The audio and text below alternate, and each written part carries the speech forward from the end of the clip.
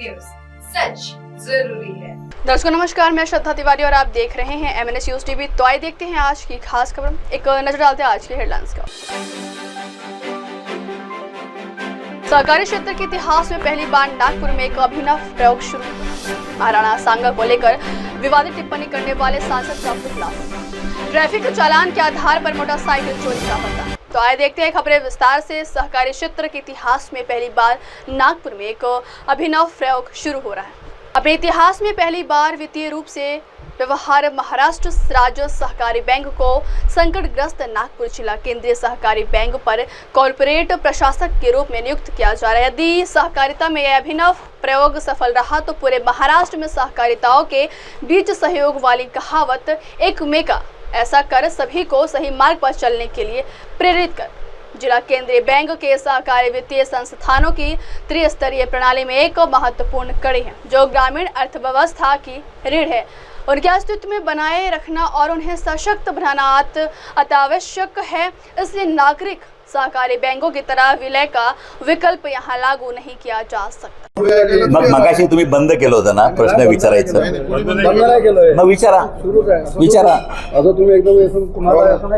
तुम्ही असं नाही म्हणू शकत त्यांना विचारू नका म्हणून। अहो तुम्ही माझा असं जाहीर करायला पत्रकार परिषद घेतली सक्षमीकरणाकरती म्हणून असं वर्षाला मानधन महिन्याला मला 3 पॉइंट काहीतरी आहे आणि त्या याच्यात अहवालमध्ये 64 लाख रुपये तुम्हाला आहे। 3 पॉइंट टॅक्स झोन मिळतात मला, म्हणजे 64 लाख रुपये तुम्ही वर्षाला घेता? घेतो।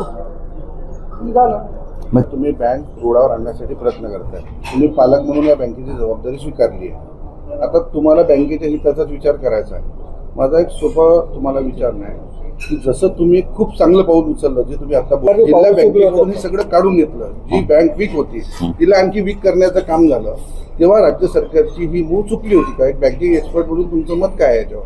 नाही, बँकिंग त्यावेळी रिझर्व्ह बँकेच्या निर्देशानुसार बँकेचं बोर्ड सुपरसीड केलं, राज्य सरकारने केलेलं नाही। राज्य सरकारने स्वतःहून पाऊल उचललेलं नाही। बोर्ड आताही सुपरसीडच आहे सर, हो, प्रशासकच आहे। आज रिझर्व्ह बँकेने त्या काळामध्ये पृथ्वीराज चव्हाण मुख्यमंत्री असताना रिझर्व्ह बँकेने महाराष्ट्र सरकारला आदेश दिले या बँकेचं बोर्ड सुपरसीड करा। ते आदेश रिझर्व्ह बँकेच्या आदेशानुसार ते सुपरसीड केलं गेलं, राज्य बँकेने नाही केलं, सॉरी राज्य सरकारने नाही केलं। ठेवी काढण्याचा निर्णय राज्य सरकारच्या लेवलवर झाला। कुठल्या ठेवी? जिल्हा बँकेतले जे काही सगळे व्यवहार व्हायचे पगाराचे, तुम्ही जे सांगितलं की तुम्ही आता सीएमला जी रिक्वेस्ट तुम्ही आता केली ते सगळं होतच होतं ते सर्व राज्य सरकारने काढून घेतलं। त्या लोकांनी, जिल्हा परिषदेने, राज्य सरकारने आदेश पारित नाही केले, त्या लोकांनी डिसिजन घेतला, जिल्हा परिषदेने घेतला या बँकेमध्ये आपल्याला सक्षम नाहीये अंगणवाडी शिक्षण। तुम्हालाही चांगल्याने माहिती आहे की स्टेट गव्हर्नमेंटच्या डायरेक्शनवरच सर्व संस्थांनी पत्र देऊन आपापल्या विड्रॉल केल्या नाही असतील ना, पण त्यावेळेला असा आदेश नाही आहे ब्लँकेट, त्या लोकांनी निर्णय घेतला। आता आमचं त्यांना आव्हान आहे, परत तुम्ही इथं या, परत व्यवहार सुरू करा, कारण व्यवहार बंद केल्यामुळेच बँकिंग बंद झाले। टोटल बँकिंग बंद का झालं? त्यांनी ते पगार बंद केले, शिक्षकांचे पगार। तेव्हा ती मूळ चुकली का हेच तर विचारतोय मी तुम्हाला। नाही, मला त्यात काही मी कॉमेंट नाही, सरकारची चूक मी काढू शकत नाही। आज मला त्याने दिलेलं आहे, मी याच्यापुढे ते बँकिंग सुरू व्हावं याच्याकरता मी प्रयत्नशील राहील। सरकार ते जाहिरातीचं खरं आहे का? ते जीएम पदा करता नाही हो साहेब, आहे माझ्याकडे जाहिरात दाखवा। जीएम पदा करता मिनिमम क्वालिफिकेशन आहे ते। माझ्याकडे आहे ती जाहिरात 15 वर्ष मी सांगतो ना, देतो मी तुम्हाला। काय होणार आहे थोडक्यात सांगा, आणि ज्याच्यासाठी शेतकरी प्रतीक्षा करते की बँकेला चांगले दिवस यावे ते कधीपासून? सहकार क्षेत्राच्या इतिहासात प्रथमच एखाद्या बँकेला दुसऱ्या बँकेवर प्रशासक की ज्याला संस्थात्मक प्रशासक, इन्स्टिट्यूशनल ॲडमिनिस्ट्रेटर असं म्हणता येईल, असा पहिला प्रयोग आहे। यामुळं एका अडचणीत असलेल्या नागपूर जिल्हा बँकेवर अत्यंत सक्षम अशा राज्य सहकारी बँकेची नेमणूक झाल्यामुळं राज्य सहकारी बँकेचे जे काही रिसोर्सेस आहेत, फंडिंग आहे, एक्सपर्टाईज आहे, स्टाफ आहे, आमचे जे काही रिसोर्सेस याचा सगळा वापर आम्ही नागपूर जिल्हा बँक सक्षम करण्यासाठी करणार आहोत। त्यामध्ये नागपूर जिल्हा बँकेबरोबर आम्ही banking by collaboration, banking by partnership आणि त्यांच्या पार्टिसिपेशन इन डिपॉझिट सर्टिफिकेट हे नागपूर जिल्हा बँकेच्या प्रत्येक ठेवीदाराच्या ठेवी रिसीटच्या मागच्या बाजूला राज्य सहकारी बँकेची हमी असेल। त्यामुळे उद्या त्या डिपॉझिटरचे पैसे अत्यंत सुरक्षित आहेत अशा प्रकारची ती हमी असेल। त्यामुळे कोणत्याही प्रकारे लवकरात लवकर या नागपूर जिल्हा बँकेचा जो व्यवहार आहे हा पूर्ववत कसा होईल, शेतकऱ्यांना त्या परत एकदा लोनिंग कसं सुरू होईल आणि या भागातल्या या नागपूर जिल्हा बँकेचं गतवैभव आहे ते कसं पुनश्च एकदा प्राप्त करून देता येईल अशा प्रकारचा प्रयत्न एक संस्थात्मक प्रशासक म्हणून या महाराष्ट्र राज्य सहकारी बँकेमार्फत केला जाईल. ही बँक फायद्यात येण्यासाठी तुम्ही म्हटलं की सक्तीची वसुली हा सुद्धा एक पर्याय आहे. विदर्भात गेले 3 वर्ष झाले नापिकी आहे. अशा परिस्थितीत सक्तीची कर्ज वसुली कितपत योग्य असेल, अल्टरनेटिव्ह आहे का त्याचा काही? ॲज अ बँकर बँकिंगच्या दृष्टिकोनातून सक्तीची वसुली हा माझ्या दृष्टीने अत्यंत शेवटचा पर्याय असू शकतो. माझ्या दृष्टीने कर्जाची वसुली ह्या कर्जदाराच्या उत्पन्नातूनच झाली पाहिजे. याच्याकरता त्याला उत्पन्नक्षम बनवायचं काम बँकेचं आहे. त्यामुळे प्रसंगी तो जर आजारी असेल त्याला नर्सिंग करायचं, त्याला ॲडिशनल फंडिंग द्यायचं आणि त्या उत्पन्न वसुली त्याच्याकरता संपूर्ण त्याला वेळ द्यायचा, रिस्ट्रक्चर करायचं, नर्सिंग करायचं, अशा प्रकारचे विविध उपाय आहेत. त्यामुळं सक्तीची वसुली हा बँकिंगमधला खरा गाभा नाही आहे, ती पठाणी वसुली आहे.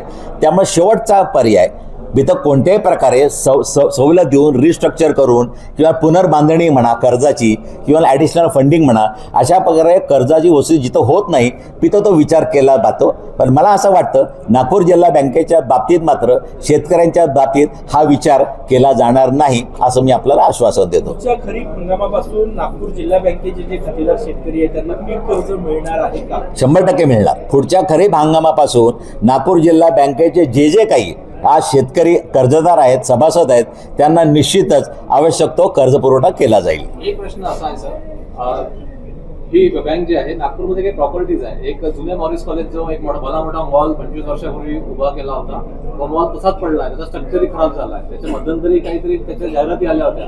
त्याच्या प्रॉपर्टीज ज्या बँकेच्या त्या कोणाच्या ताब्यात असतील आणि त्या विकून ते पैसे येतील ते कुठे खर्च केले जातात? आता या नागपूर जिल्हा बँकेवर महाराष्ट्र राज्य सहकारी बँकेचे प्रशासक म्हणून नेमणूक केल्यानंतर याच्या पुढचे सगळे निर्णय हे प्रशासक म्हणून राज्य सहकारी बँकेलाच घ्यावे लागतील. त्यामुळे ज्या प्रॉपर्ट्या या बँकेच्या कोणत्या कामाच्या नाहीत किंवा त्या अडचणीच्या आहेत त्या सर्वांची विक्री हे राज्य बँकेला भविष्यात करावी लागेल. अनेक लॉस मेकिंग ब्रँचेस असतील त्याच्या कन्सॉलिडेशनचा एकत्रीकरणाचा पण विचार करावा लागेल. जे बँकिंगच्या दृष्टीने आवश्यक आहे आणि जे नाबार्डच्या रिपोर्टमध्ये जे सांगितलेलं आहे त्याची अंमलबजावणी या भविष्य काळामध्ये निश्चितच राज्य सहकारी बँकेकडून होईल. सर, कुठेतरी विश्वास संपादन करणे हा एक महत्त्वाचा याचा टप्पा राहणार आहे आणि टॉपमोस्ट जे कर्जदार आहेत त्यांच्याकडून वसुली करून लोकांवर विश्वास निर्माण करण्यासाठी कुठली पहिली प्रक्रिया सगळी मी तुम्हाला तेच सांगितलं की आधी बँकिंग सुरू झालं पाहिजे. बँकिंग सुरू होणं म्हणजे रोजच्या रोज बँकिंगचे डे टू डे व्यवहार सुरू होणं, त्याच्याकरता जे काय आवश्यक आहे. आता मी तुम्हाला आत्ताच सांगितलं की CBS असेल, कम्प्युटरायझेशन असेल किंवा प्रिंटिंगची मशिनरी असेल, ATM असेल, जे काही आज या बँकेला कॅपिटल एक्सपेंडिचर करता येत नव्हता तो राज्य बँकेच्या वतीने केला जाईल. बँकिंग सुरू झाल्यानंतर हळूहळू साईड बाय साईड ही सगळी वसुली वगैरे इतर सर्व प्रक्रिया हे लोकांचा विश्वास निश्चितच संपादन करायचं काम राज्य सहकारी बँक करेल. तो एक महत्त्वाचा टप्पा आहे. तुम्ही जे काय सांगता ते एकदम योग्य आहे, कारण विश्वास संपादन केल्याशिवाय पुढची वाटचाल थोडी अवघडच असेल. को संस्थात्मक के तौर पे ये उपयोग किया गया है, इससे महाराष्ट्र में क्या बदलाव देखने को मिलेगा बैंकिंग क्षेत्र में? ये आजकल इस जो बैंक डिफ़िकल्टीज में थी उसके ऊपर एक इंडिविजुअल एडमिनिस्ट्रेटर की अपॉइंटमेंट होती थी, लेकिन इंडिविजुअल एडमिनिस्ट्रेशन को जो लिमिटेशंस है, कुछ तो लिमिटेशंस है, वो लिमिटेशंस होने के बावजूद वो ज़्यादा कुछ काम नहीं कर सकते थे. अगर इंस्टीट्यूशनल एडमिनिस्ट्रेटर को हमने अगर अपॉइंट किया तो डेफिनेटली हमारे जो सक्षम बैंक है वो सक्षम बैंक हमारे पास जो कोई रिसोर्सेस है, जो फंडिंग है, एक्सपर्टाइज है, और पूरा हम इस बैंक को ऊपर लाने के लिए यूज़ करेंगे डेफिनेटली. और उसका बैंकिंग हम स्टार्ट करेंगे और बैंकिंग स्टार्ट करने के बाद वो डेफिनेटली प्रॉफिट अर्न होगा और बैंक का जो लॉस है वो वाइप आउट जरूर होगा. सर, इससे ग्रामीण अर्थव्यवस्था पे और सहकारी क्षेत्र में कैसे लाभ देखने को मिलेंगे? नहीं, ग्रामीण अर्थव्यवस्था एक बार अगर जो बीच में जो 3 टायर सिस्टम में जो सेकंड टायर है DCCB है, अगर वो जो वीक है DCCB तो डेफिनेटली पैक्स तक हम लोन नहीं दे सकते. और DCCB अगर स्ट्रांग हुआ तो डेफिनेटली हम पैक्स तक जाएंगे. पैक्स के जरिए हम फार्मर तक पहुंच सकते हैं. तो DCCB को स्ट्रांग करना ये हमारा पहला काम है. अगर ये खाली अपेक्स बैंक का स्ट्रांग होने से कुछ ज़्यादा फायदा नहीं है। हम खुद अकेले स्ट्रांग बनेंगे, इससे 3 टायर के लिए कुछ उपयोग नहीं होता। 3 टायर में पूरी सिस्टम को स्ट्रांग बनाने की जिम्मेवारी नेचुरली अपेक्स बैंक की है। नेचुरली सर, किसानों के लिए कोई मतलब लोन कुछ है इसमें? किसानों के लिए कुछ अलग से लोन? हाँ, किसानों के लिए नहीं। अभी यही पैक्स के हम डायरेक्ट किसानों को फाइनेंस नहीं कर सकते। हम थ्रू डीसीसी भी हम किसानों को थ्रू डीसीसी भी थ्रू पैक्स हम किसानों को फाइनेंस कर सकते, किसानों के पास पहुंच सकते। इसके लिए डीसीसी भी स्ट्रांग होनी चाहिए। इसके लिए हमारी जो आज से ये जो अपॉइंटमेंट है और डीसीसीपी को स्ट्रांग बनाने के लिए है, उसी उद्देश्य हम उसको काम करेंगे। सर, आज की पत्रकार वार्ता का प्रमुख उद्देश्य और आपका परिचय? नहीं, आज का उद्देश्य यही है कि ये नया मॉडल है।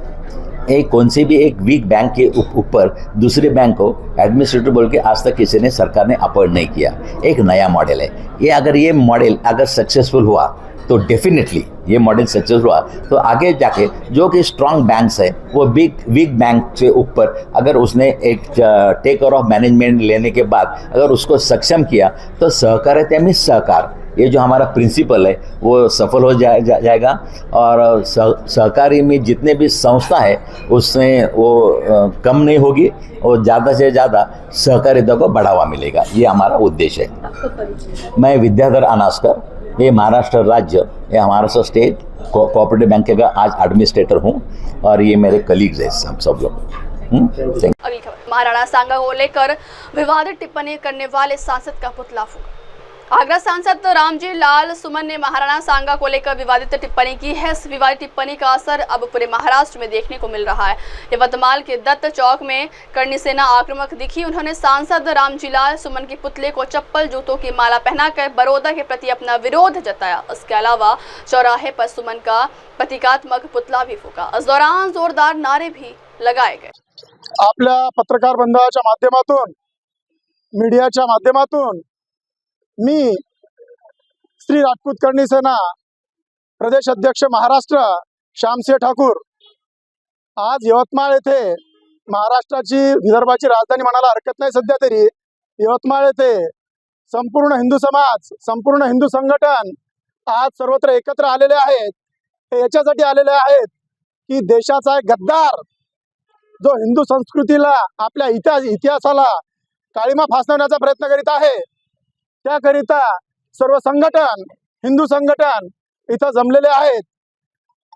जमायचं कारण एकच, संसदेमध्ये हा मूर्ख व्यक्ती ज्याने भारताचा इतिहास तोडण्याचा प्रयत्न केला, ज्याने संग्रामसिंह, ज्याला राणा सांगा म्हणतात, असे महान महापौर, महान योद्धा, भारताचे इतिहासकार, भारताचा इतिहास, अशा महान व्यक्तिमत्वाचा अपमान करण्याचा प्रयत्न या भडव्याने केला। त्याच्या निषेधार्थ आम्ही सर्व हिंदू संघटन सरकारला, प्रशासनाला, शासनाला इथं दाद मागण्यासाठी इथं आलेलो आहोत की त्याला संसदेतून हकालपट्टी करावी आणि हिंदूच्या मन ज्या दुखलेले आहेत, हिंदुस्थानाचा इतिहास जो रंगण्याचा प्रयत्न करत आहे, ज्याला इतिहास ठाऊक नाहीये, ज्या राणा सांगाने 100 युद्ध लढले पण कधी युद्ध हारले नाही, अशा महान राणा सांगाच्या विरोधात हा माधवचोर गद्दार हा भारतात इथली खातो, इथला हे करतो आणि राणा सांगा जो महान योद्धा आहे त्याच्या बाबतीत चुकीचं बोलतो, अशा या सांसदाचं निलंबन करायला हवं।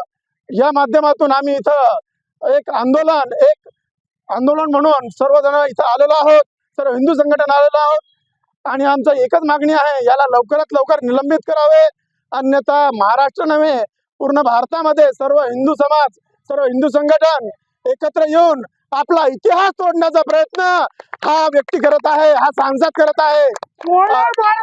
महाराजांचे वंशज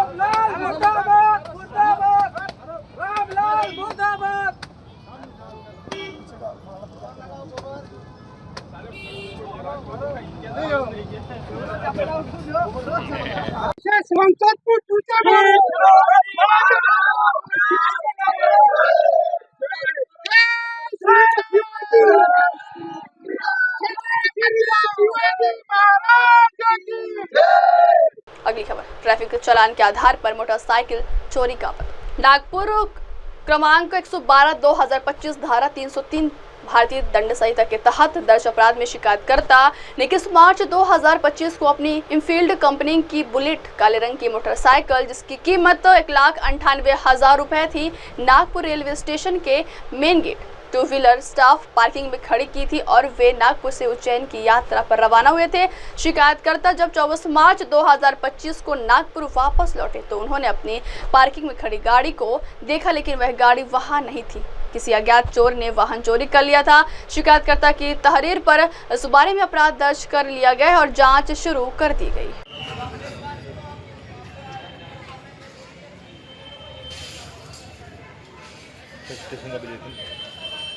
पहले आरोपी निकाल रहे ना, रुक जाना।